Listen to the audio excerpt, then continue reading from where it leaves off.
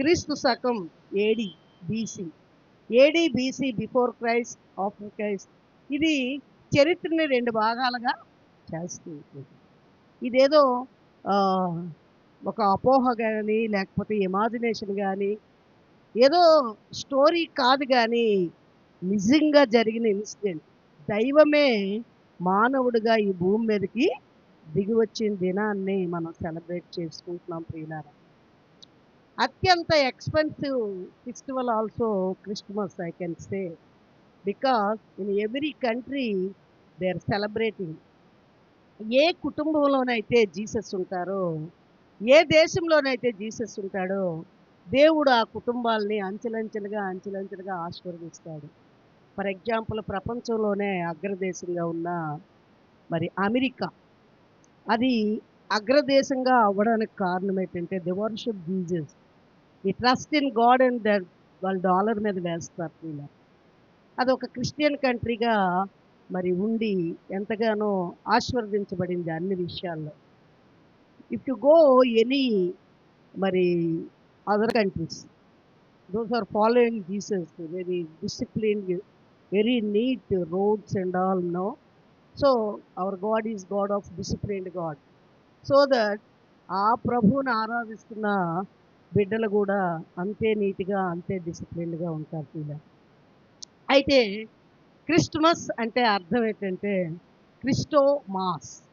Cristo అంటే క్రీస్తు, mass అంటే ఆరాధన, క్రీస్తుని ఆరాధించడం.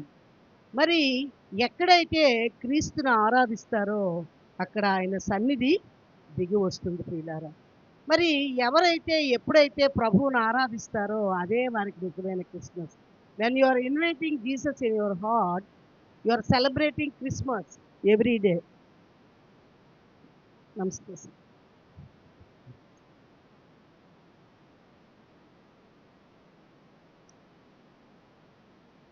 అయితే ఈ క్రిస్మస్ని మరి ఎందుకు ఈరోజు సెలబ్రేట్ చేస్తున్నాం? యాక్చువల్గా క్రిస్మస్ మరి డిసెంబర్ 25న, then why we are celebrating this day, we are celebrating here Christmas means, ప్రపంచం అంతా కూడా డిసెంబర్ 1 నుంచి డిసెంబర్ 31 వరకు ఈ క్రిస్మస్ని సెలబ్రేట్ చేస్తూనే ఉంటారు పిల్లలు. ఎందుకంటే దైవమే మానవుడిగా ఈ భూమి మీదకి దిగి వచ్చిన రోజు. హిస్టరీని 2 భాగాలు చేసింది. నీ బర్త్డే నువ్వు రాయాలంటే క్రీస్తు శకం సో అండ్ సో డేట్, అది లేకపోతే నీకు ఆధార్ కార్డు రాదు. యేసు క్రీస్తు ప్రభు ఎందుకు దైవ మానవుడిగా ఈ భూమి మీదకి దిగి వచ్చాడంటే ఆయన మానవులందరినీ రక్షించడం కోరు. సర్వపాప పరిహారార్థం రక్త ప్రోక్షణం ఆవశ్యకం, దద్రక్తం పుణ్యదానేన బలియాగం. అంటే సర్వమానవాళి పాపాలు పోవాలంటే నిర్దోషమైన రక్తం పుణ్యంగా దానంగా చెల్లించబడాలి. మరి బైబిల్ చెప్తుంది, మరి రోమాపత్రిక 3:26లో 23, 26 ఆ వర్సెస్లో చెప్తుంది, ఏ భేదమును లేదు, అందరూ పాపం చేసి దేవుడు అనుగ్రహించు మహిమను పొందలేకపోతున్నాడు. వీళ్ళని లేదు, వాళ్ళని లేదు, పాస్టర్ గారని లేదు, పాస్టర్ గారని లేదు, whom so ever it baby, ప్రతి ఒక్కరూ కూడా పాపము చేసి దేవుడు అనుగ్రహించు మహిమను పొందలేకపోతున్నాడు. సో మానవుడు ఈ విధంగా పాపంలో ఉన్నప్పుడు ఇట్లాంటి మానవుడు పాపానికి ప్రాయశ్చిత్తం జరగాలి అంటే దైవమే మానవుడిగా ఈ భూమి మీదకి రావాలి ప్రియులారా. ఎందుకంటే కాకి భాష కాకికి అర్థమవుతుంది, చీమ భాష చీమకు అర్థమవుతుంది, మనిషి భాష మనిషికి అర్థమవుతుంది.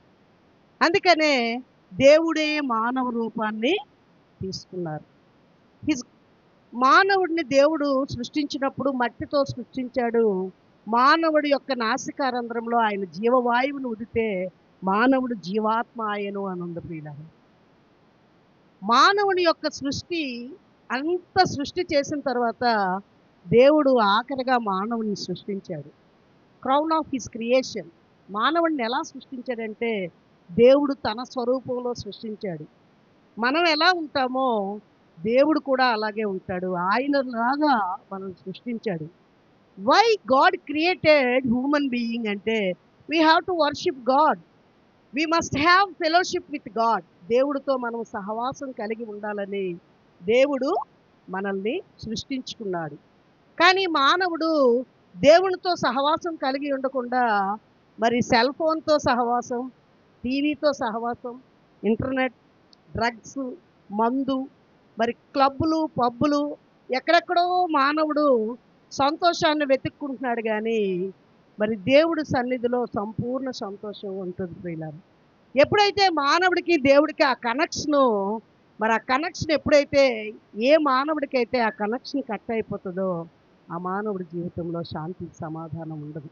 ఇట్లాంటి ఉన్న మానవుడిని వెతుకుతూ మరి ఆయన ఈ భూమి మీదకి వచ్చారు ప్రియులారా. 2025 సంవత్సరాల క్రితము మరియమ్మకి మరి యేసు యోసేపు అనే వ్యక్తితో ప్రదానం చేయబడుతుంది. ఇంకా వాళ్ళకి వివాహం జరగలేదు. ఆ సమయంలో మరి యూదా ధర్మశాస్త్రం ప్రకారం మరి కన్య గర్భం ద్వారా క్రీస్తు ఈ భూమి మీదకి వస్తారని రాయబడి ఉంది. అంచేత మరి అనేక మంది young women, girls, virgin women's అందరూ కూడా ప్రార్థన చేసుకుంటూ ఉండేవారంట. దేవా, నా గర్భం ద్వారా మీరు రండి, నా గర్భం ద్వారా మీరు రండి అని ప్రార్థన చేసుకుంటూ ఉంటే దేవుడు చిత్తం, దేవుడు మేరీని మరియమ్మ గారిని ఏర్పాటు చేసుకున్నారు. దయాప్రాప్తురాలా నీకు శుభము, దేవుని వల్ల నీవు కృప పొందితివి, పరిశుద్ధాత్మ నిన్ను కమ్ముకున్నప్పుడు నీవు గర్భాన్ని ధరిస్తావు, నీకు ఒక కుమారుడు కలుగుతాడు, అతనికి యేసు అని పేరు పెట్టము. యేసు అంటే రక్షకుడు, తన ప్రజలని వారి పాపముల నుంచి ఆయనే రక్షించును గనుక అతనికి యేసు అని పేరు పెట్టింది. యేసు ఈ భూమి మీదకి ఎందుకు వచ్చాడంటే పాపంలో ఉన్న మానవుడిని పాపాలు క్షమించి ఆ మానవుడిని మరి పాపరహితుడిగా చేసి పరలోక రాజ్యానికి వారసులుగా చేయాలనే ఉద్దేశంతో the very purpose Jesus came to this world. వీలారా, ఆయన పుట్టుకలో పాపం లేదు, కన్య మరియ ద్వారా వచ్చారు. మరి ఆ యోసేపు అనుకుంటాడు, ఈవిడ ఎలాగా యూదా ధర్మశాస్త్రం ప్రకారం వివాహం జరగకుండా గర్భాన్ని ధరిస్తే రాళ్ళతో కొట్టి చంపమని యూదా ధర్మశాస్త్రం ఉంటుంది. ఇలాంటి పరిస్థితుల్లో ఆయన నీతిమంతుడైన యోసేపు ఈవిడిని రహస్యంగా విడనాడాలి అనుకుంటాడు అవమానపరచనొల్లక. ఏ గాబ్రియేల్ దేవదూత ద్వారా దేవుడు వర్తమానం పంపిస్తాడో మరియమ్మకి అదే దూత ద్వారా యోసేపుకు కూడా దేవుడు పంపిస్తాడు. యోసేపు నీ భార్య అయిన మరియను విడనాడొద్దు, ఆవిడ గర్భాన్ని ధరించింది పరిశుద్ధాత్మ వలన, ఆవిడ శిశువు కన్న వరకు నువ్వు ఆమెకు నువ్వు హెల్ప్ చేయాలని చెప్పినప్పుడు దేవుని చిత్తము జరుగునుగాక యాక్సెప్ట్ చేస్తాడు. మన భారతదేశంలో 10 సంవత్సరాలకు ఒకసారి జనాభా లెక్కలు జరుగుతాయి. మొట్టమొదటి జనాభా లెక్కలు జరిగినప్పుడు మరి యూదా బెత్లెహేమ్కి ఆ నేమ్స్ నమోదు చేసుకోవడానికి వెళ్తారు. వెళ్ళినప్పుడు మరి ఆవిడ అప్పుడు నిండు చూలాలు అందరూ, ఇప్పుడు మనం విజయనగరం వెళ్ళాం అనుకోండి ఏదైనా పని మీద, మన డిస్ట్రిక్ట్ హెడ్ క్వార్టర్, అందరం వెళ్ళిపోయాం పొలోమని, అన్ని లాడ్జ్లు అన్నీ ఫుల్ అయిపోతాయి. అప్పుడు ఎట్లా ఉంటాం? అట్లాంటి పరిస్థితి అక్కడ కూడా వచ్చినప్పుడు మరి ఆవిడ ఆ యొక్క రోడ్డు మీదే ఆ పశువుల తొట్టిలో ఆవిడ ప్రసవించినట్టు చూస్తున్నాం ప్రియులారా. ఎందుకు యేసయ్య యూదా బెత్లెహేంలో పుట్టారంటే ఆయన మరి యూదా బెత్లెహేం అనేది ఏషియన్ కాంటినెంట్లో సెంటర్ పాయింట్లో ఉంది. ప్రపంచం అంతటికి ఈ యూదా బెత్లెహేం అనేది సెంటర్ పాయింట్లో ఉంది ప్రియులారా. మీరు అట్లాస్లో చూసినట్లయితే తూర్పు, పడమర, ఉత్తర, దక్షిణంగా ఇది సెంటర్ పాయింట్లో ఉంది. క్రీస్తు అందరికీ ప్రభు, యేసు అందరికీ ప్రభు కాబట్టి ఒక దేశానికి, ఒక వర్గానికి, కొంతమందికి మాత్రమే కాదు కానీ ఆయన అందరికీ ప్రభు కాబట్టి ఆయన ప్రపంచానికి నడిబొడ్డున పుట్టాడు. కొంతమంది అనుకుంటారు మన భారతదేశాన్ని బ్రిటిష్ వారు పరిపాలించారు, వాళ్ళు క్రిస్టియానిటీని తీసుకొచ్చారు, so that we are people are becoming Christians like that people use to think. వాళ్ళు ఎప్పుడు కూడా సువార్త ప్రకటించలేదు. ఈస్ట్ ఇండియా కంపెనీ వాళ్ళు మన దేశాన్ని పరిపాలించారు, వాళ్ళు మన దేశాన్ని వారి స్వాధీనంలో తీసుకున్నారు, మనల్ని బానిసలుగా వాడుకున్నారు. కానీ వాళ్ళు ఎప్పుడు కూడా వాళ్ళు కనుక బైబిల్ని బోధిస్తే బైబిల్లో ఉన్నవన్నీ వాళ్ళు చెయ్యాలి, మనకి వాళ్ళు చేయలేదు ప్రియులారా. కానీ మరి యేసుక్రీస్తు ప్రభు వాక్యాన్ని బోధించిన వారు అలాగే మన దేశాన్ని ద్వంద్వ నీతిని చెయ్యరు. వాళ్ళు ఎప్పుడు కూడా క్రిస్టియానిటీని ఎంకరేజ్ చేయలేదు. ఏ మిషనరీస్ అయినా వచ్చి క్రిస్టియానిటీని ప్రచారం చేస్తే వాళ్ళని పనిష్మెంట్ ఇచ్చి వాళ్ళని తిరిగి వాళ్ళ రెస్పెక్టివ్ కంట్రీస్కి రిటర్న్ పంపించేసేవారు. ఇలా ఇండియన్ హిస్టరీ చదివితే, క్రిస్టియన్ హిస్టరీ చదివితే మనకు అవన్నీ తెలుస్తాయి. అంచేత యేసుక్రీస్తు ప్రభువు ప్రపంచమంతటికి దేవుడు కాబట్టి ప్రపంచానికి నడిబొడ్డున పుట్టాడు. ఆయన పుట్టుకలో పాపం లేదు. పరిశుద్ధాత్మ వలన గర్భాన్ని ధరించి ఈ భూమి మీదకి ఆయన వచ్చారు. మరి ఆయన ఒక పశువుల పాకలో ఉన్నారు కాబట్టి ఎవ్రీబడీ కెన్ రీచ్ హిమ్. మరి అతన్ని రీచ్ అవ్వాలంటే అపాయింట్మెంట్ అవసరం లేదు. పశువుల పాకకి వెళ్ళాలంటే ఏమైనా అపాయింట్మెంట్ కావాలా? No need. చిన్న పిల్లలు కూడా వెళ్ళిపోవచ్చు, ఎవరైనా వెళ్ళిపోవచ్చు. ఆయన దేవుడు, అందరినీ ఈక్వల్గా ప్రేమించే దేవుడు, అందరికీ అందుబాటులో ఉండాలని దేవాది దేవుడు మరి తను తాను రిక్తునిగా చేసుకొని మానవ స్వభావాన్ని తీసుకున్నారు. ఆయన ఈ భూమి మీద 33.5 సంవత్సరాలు జీవించారు. ఈ 33.5 సంవత్సరాల్లో ఆయన ఎప్పుడు కూడా తన దైవ శక్తిని తన పర్సనల్ లైఫ్ కొరకు కానీ, తన పవర్ చూపించాలని కానీ ఆయన ఎప్పుడూ వాడుకోలేదు. తన 100% మ్యాన్, 100% గాడ్. ఆయన 100% మానవుడిగా ఉన్నాడు. మనకెలాగ ఆకలేసిందో ఆయనకి ఆకలేసింది, మనకెలాగ దాహం వేసిందో ఆయనకి దాహం వేసింది. What are all feelings we are having, దేవుడు కూడా అవన్నీ ఉన్నాయి. అంటే ఒక మానవుడిగా మానవుడు ఏ విధంగా తప్పు చేయకుండా జీవించొచ్చని ఒక మోడల్ లైఫ్ స్టైల్ చూపించారు ఆయన. ఆయన మరి ఈ భూమి మీద ఉన్నప్పుడు అనేక మంది ప్రజలు, multitudes of people followed Jesus. When he saw that people, he compassionate God. ఆయన our God is God of compassionate God. ఆయన కనికరం గల దేవుడు. వాళ్ళు చూసి ఎంతో కనికరపడి చాలా టీచింగ్స్ చేశారు ఆయన. ఫర్ ఎగ్జాంపుల్ మత్తయి సువార్త 5, 6, 7 అధ్యాయాల్లో ఉన్నాయి. కొండ మీద ప్రసంగం చేశారు ఆయన. మహాత్మా గాంధీ ప్రతిరోజు బైబిల్ చదివేవారంట ఆయన. నూతన నిబంధన మన భారతదేశానికి స్వాతంత్రం తేవడానికి సత్యాగ్రహం ద్వారా ఆయన్ని ఇన్ఫ్లుయెన్స్ చేసింది ఏంటంటే బైబిల్ మై ఎక్స్పెరిమెంట్ ట్రూత్ అని ఆయన బయోగ్రఫీలో ఆయన రాశారు. ప్రతిరోజు ఆయన బైబిల్ చదివేవారట. అందువలన ఆయన సత్యాగ్రహం ద్వారా మన భారతదేశానికి, నాన్ వైలెన్స్ ఉద్యమం ద్వారా ఆయన మన భారతదేశానికి స్వాతంత్రం తీసుకొచ్చారు. ఆయన ఎంతో ప్రేమించేవారంట బైబిల్ మహాత్మా గాంధీ. డాక్టర్ సర్వేపల్లెన్ రాధాకృష్ణన్ గారు, ఆయన కూడా తత్వవేత్త, మన భారతదేశానికి మొట్టమొదట vice president and second president of India. He also loves Bible. Every day he used to read Bible. Because Bible is inspiring people.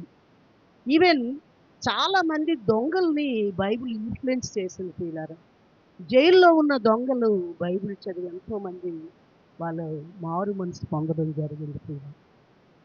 వారు అనేక మంది మరి మంచి లైఫ్ జీవించడం జరిగింది. ఎందుకంటే Bible is influencing the people. యేసుక్రీస్తు వారు అంటారు, అనేక బోధలు చేశారు ఆయన. ఆయన బోధల్లో, నేను నిజమైన ద్రాక్షావల్లిని, మీరు నా శిష్యులు, నా యందు ఎవరు నిల్చుంటారో నేను ఆయన యందు నిల్చుంటాను. మరి ఎవరైతే నేను నా తండ్రి ఆజ్ఞలు గైకొన్న ప్రకారం ఎవరైతే నా ఆజ్ఞలు గైకొంటారో వాళ్ళు నా శిష్యులు అవుతారు, వాళ్ళు నా స్నేహితులు అవుతారు అని చెప్తున్నారు. తన స్నేహితుల కొరకు ప్రాణం పెట్టేవారు ఎవరూ లేరు, కానీ నేను మీ కొరకు ప్రాణం పెట్టే అంతగా ప్రేమించాను అని చెప్తున్నారు యేసుక్రీస్తు. ఒక ఇద్దరు స్నేహితులు ఉన్నారంట. ఇద్దరు స్నేహితులు కలిసి మరి చదువుకుందాం అనుకుంటే వాళ్ళకి ఫైనాన్షియల్ సపోర్ట్ లేదు, పూర్ ఫ్యామిలీ. అప్పుడు ఆడు అన్నాడట, ఒరే నేను ఒక 5 సంవత్సరాలు పనిచేస్తాను, నువ్వు చదువుకో, ఆ తర్వాత నువ్వు 5 సంవత్సరాలు పనిచేయి, అప్పుడు నేను చదువుకుంటాను అని చెప్పాడు. చెప్తే ఓకేరా అన్నాడు. ఒక ఫ్రెండు మరి చదువుకుంటున్నాడు, స్కూల్కి వెళ్ళి, వీడు సపోర్ట్ చేస్తున్నాడు కూలి పనికి వెళ్ళి. మరి ఇలాగా 5 సంవత్సరాలు వాడు చదువుకున్నాడు. తర్వాత ఇతని టర్న్ వచ్చింది, నేను ఇప్పుడు కొంతవరకు చదువుకున్నాను కదా, ఏదో చిన్న చిన్న జాబ్స్ నేను చేయొచ్చు, ఇలా కూలి పని చేయక్కర్లేదు. తనకి చదువు లేదు కాబట్టి కూలి పని చేసేవాడు. ఈరోజు నేను నిన్ను సపోర్ట్ చేస్తాను, నువ్వు చదువుకోరా అంటే అప్పటికే ఆ ఫ్రెండ్ హ్యాండ్స్ అన్నీ హార్డ్ అయిపోయాయి. చాలా హార్డ్గా అయిపోతాయి కదా. చాలా హార్డ్ అయిపోయారు. ఇప్పుడు నేను పెన్ను పట్టుకోలేను, రాయలేను. పని చేసి చేసి చేసి ఈ చేతులు చాలా హార్డ్‌గా అయిపోయారా, ఇప్పుడు దేనికి కూడా వంగవని అన్నప్పుడు ఇద్దరు కలిసి ఇలా ప్రార్థన చేసుకుంటున్నారంట. ప్రార్థన చేస్తున్నప్పుడు తన ఫ్రెండ్ చాలా బాధపడ్డాడంట. అయ్యో! నా కోసం ఇక్కడ వాడు సాక్రిఫైస్ చేశాడు. వాడి హ్యాండ్స్ ఇలాగైపోయాయి. ఆ హ్యాండ్స్‌ని అలా చూస్తూ ఆ ప్రేయింగ్ హ్యాండ్స్‌ని డ్రాయింగ్ చేశాడు. చాలామంది క్రిస్టియన్స్ ఇంట్లో ప్రేయింగ్ హ్యాండ్స్ ఉంటాయి చూసారా? తన ఫ్రెండ్ గుర్తుగా తను చదివించిన తన ఫ్రెండు ఆ ప్రేయింగ్ హ్యాండ్స్ డ్రాయింగ్ చేసి అది ఎడతెగక ప్రార్థన చేయడని చాలా చాలా సేయింగ్స్, బైబిల్ సేయింగ్స్ దాని మీద రాయడం జరుగుతుంది. తన ఫ్రెండ్‌కి అరే నువ్వు నా జీవితాన్ని త్యాగం చేశావు, నన్ను చదివించావు, నన్ను ప్రయోజకుం చేశావు, కానీ నీకు నేనేమి చేయలేకపోతున్నాను. ఇది అంటే అది ఆ ప్రేయింగ్ హ్యాండ్స్ అనే ఆ బొమ్మ మరి చాలా ఫేమస్. మా ఇంట్లో కూడా అది ఉంటుందా ఆ పిక్ ఉంటుంది ప్రియులారా. ఒక స్నేహితుడు తన ఫ్రెండ్ కొరకు తన జీవితాన్నే లేకపోతే తన ఎడ్యుకేషన్నే తన లైఫ్ని తను త్యాగం చేశాడు. కానీ యేసయ్య నిజమైన స్నేహితుడు ప్రియులారా. మన కొరకు ప్రాణం పెట్టడం కొరకే ఈ భూమి మీదకి వచ్చాడు ప్రియులారా. బైబిల్ చదవాలి పిల్లలు. యువతంతా పాడైపోతుంది. పిల్లలందరూ పాడైపోతున్నారు. స్కూల్స్ దగ్గరే డ్రగ్స్, కాలేజెస్ దగ్గర, యూనివర్సిటీస్ దగ్గర మరి చిన్న పిల్లలతోనే ఈ డ్రగ్స్ బిజినెస్ చేయిస్తున్నారు. మందు పార్టీలు అన్నీ కూడా it's very common. Social media ఇవన్నీ వచ్చి మరి జనరేషన్ అంతటిని పాడు చేసేస్తుంది. నేను అనుకుంటాను మరి ఈ జనరేషన్‌లో పిల్లలు వీళ్ళు ఎలాగ మన దేశాన్ని నెక్స్ట్ పరిపాలిస్తారు? పిల్లల భవిష్యత్తు, భారతదేశం భవిష్యత్తు పిల్లల మీదే ఉంది. నేటి పిల్లలే రేపటి పౌరులు. నేటి పిల్లలే రేపటి పౌరులంటే రేపు మీరే ఐఏఎస్ ఆఫీసర్స్ అవ్వచ్చు, టీచర్స్ అవ్వచ్చు, కలెక్టర్స్ అవ్వచ్చు. ఒకప్పుడు నేను చాలా పూర్, సున్నా నాది. కానీ నేను ఎప్పుడైతే జీసస్‌కి నా హృదయంలో నా హార్ట్‌లో ప్లేస్ ఇచ్చానో జీసస్ నా లైఫ్‌ని మార్చాడు. I never think that I can become a pastor, missionary. I never think. అలాగే మీరు కూడా ఒకరోజు ఇన్ ఫ్యూచర్‌లో మన భారతదేశానికి భారత పౌరులుగా మీ సర్వీసెస్‌ని మీరు కంట్రిబ్యూట్ చేయగలుగుతారు. ఇలాంటి యువత మళ్ళీ ఎలా వస్తది?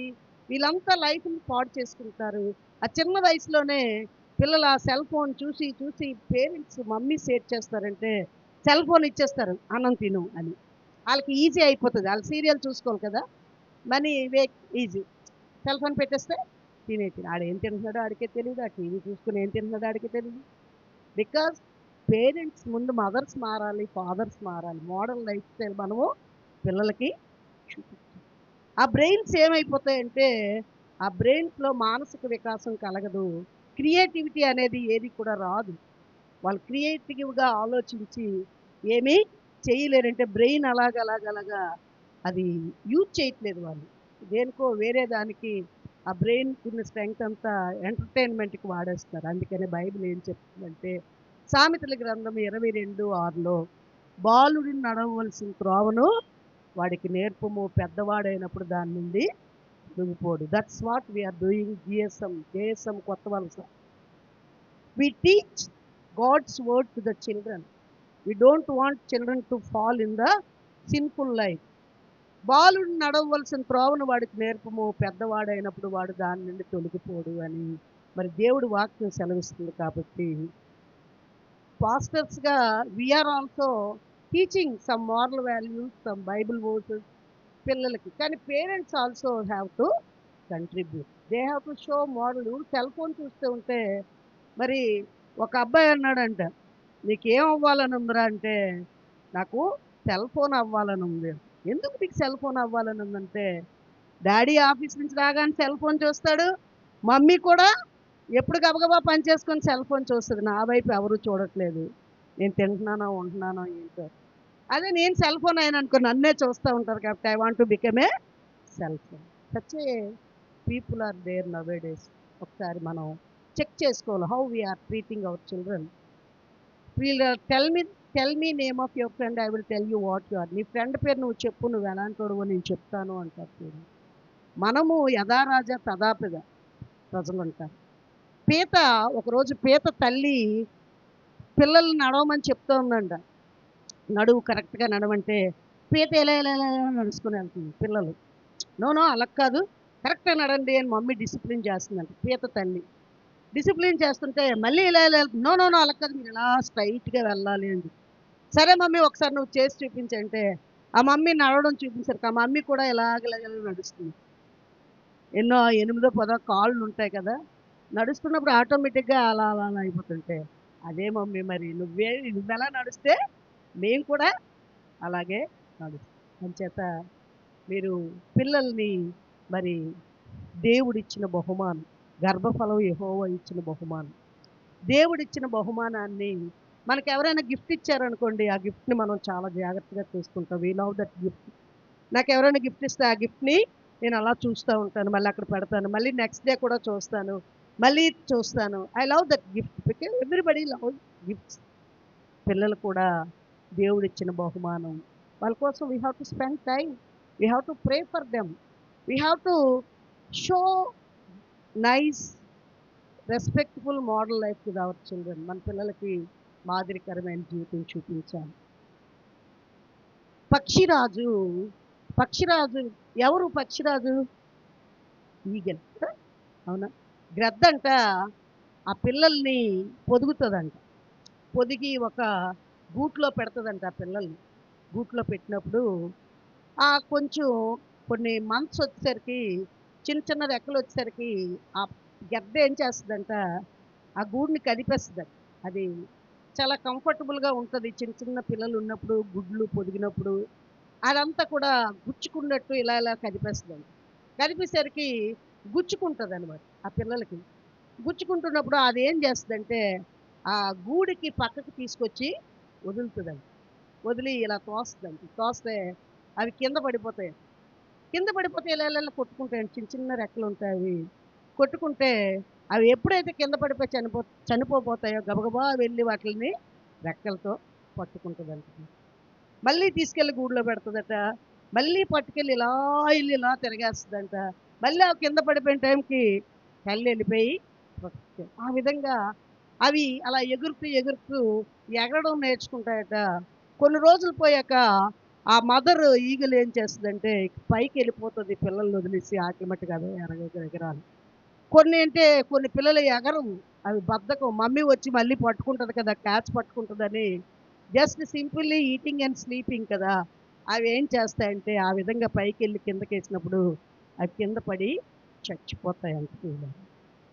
అందుకనే మనము మన పిల్లల్ని చాలా జాగ్రత్తగా దుష్టుడి చేతిలో నుంచి, సాతాను చేతుల్లో నుంచి మనం కాపాడుకోవాలి పిల్లలు.